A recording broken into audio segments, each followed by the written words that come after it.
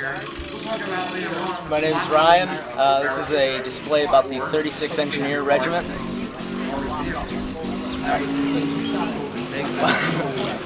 this is a mine marking kit.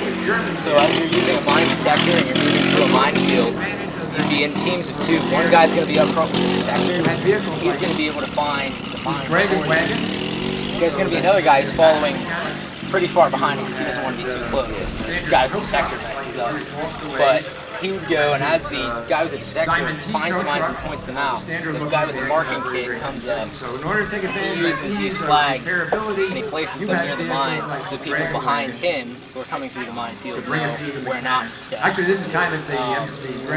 He'd also be running out tape as he goes, and so if they get through the minefield without incident, guys behind them later on can follow the yellow tape through the minefield and get through safely. The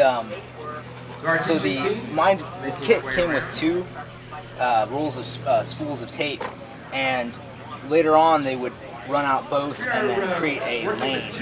And then later on they would continuously expand that by going out along the sides and clearing out more mines.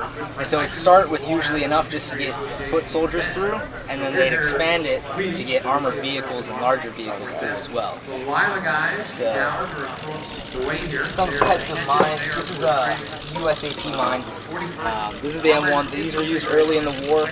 Later on there was a version, it was the M1A1 mine. So it's a slightly improved version that had two fill caps instead of one fill cap.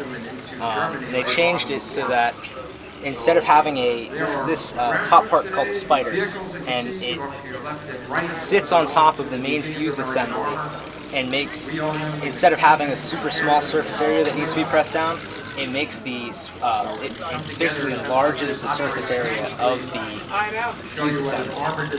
So later on they realized that by tack welding this, it takes a super long time to make, and so they changed it to a stamped steel design to save time and make it easier to manufacture and manufacture. The olden days, I tell my kids when I was in school, we didn't have the internet. I think that was like dinosaur times. This one was actually in a box with the 43 when I found it. Oh, right. They're 103.5